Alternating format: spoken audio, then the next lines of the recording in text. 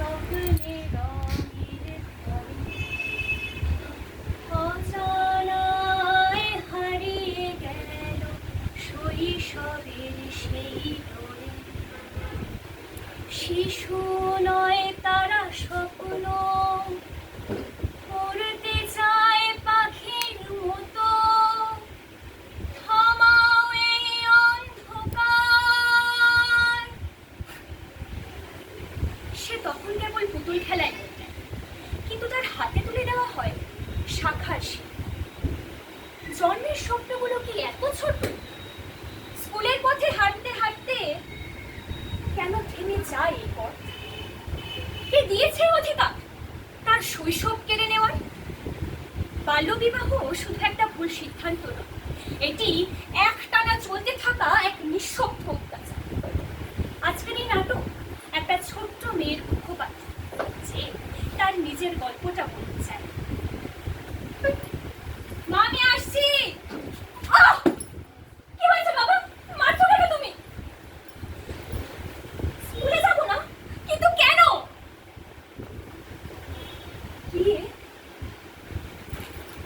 কিন্তু বাবা, আমি তো বিয়ে করতে চাই না, আমি তো পড়তে চাই।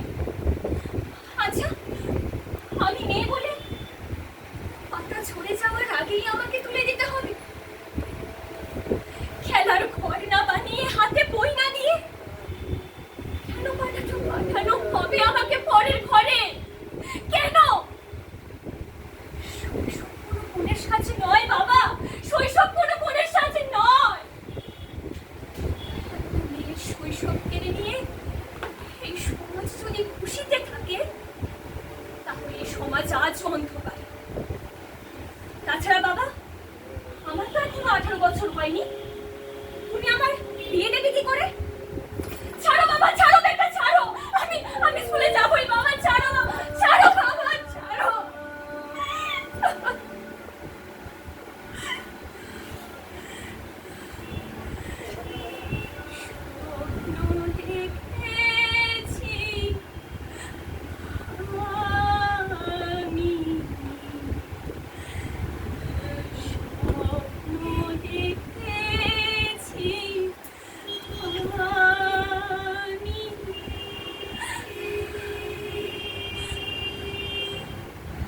আমার চোখে ছিল আলোর খেলা, স্বপ্নের খেলা,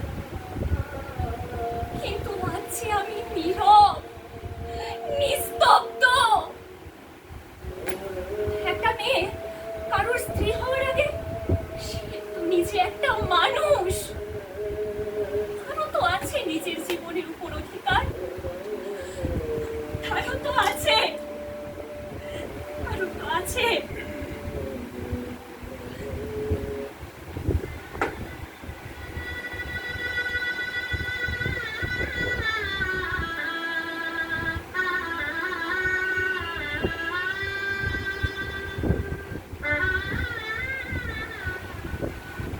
খেলার বয়সে বন দেয়া বালিকা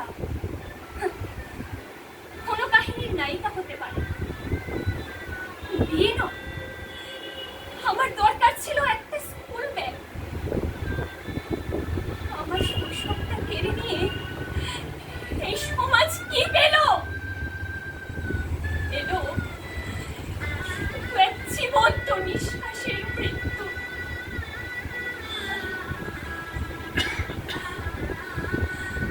আমি বিয়ে বলে আমার স্বপ্নগুলো এভাবে শেষ হয়ে যাবে? জন্মেই যদি বউ হতে হয়, তাহলে মেয়েদের স্বপ্নগুলো জন্মায় কেন? জন্মায় কেন? আমি তো শিখতে চেয়েছিলাম, খেলতে চেয়েছিলাম, এই খোলা আকাশের নিচে নিজের মতো করে বাঁচতে চেয়েছিলাম। এই সমাজ বলল, তুই তো মেয়ে, বেশি বড় হওয়ার দরকার নেই। তুই তো মেয়ে, বেশি বড় হওয়ার দরকার নেই। আর তখন এই সমাজ আমাকে টেনে হিঁচড়ে ফেলে দিল সেই ঘাটে, ফেলে দিল। আর আমি আমার সেই ঘরটা ছেড়ে বসে পড়লাম।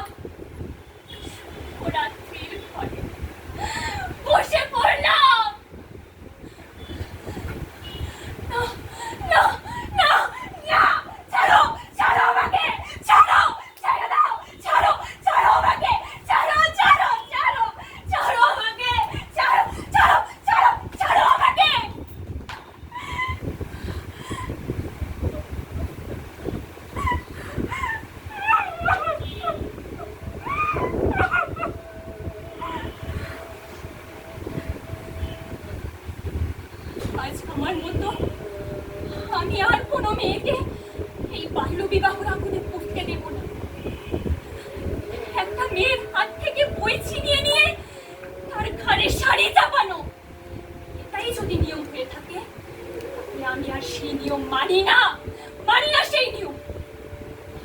আজ আমরা আর চুপ করে থাকবো না। হ্যাঁ, এবার সময়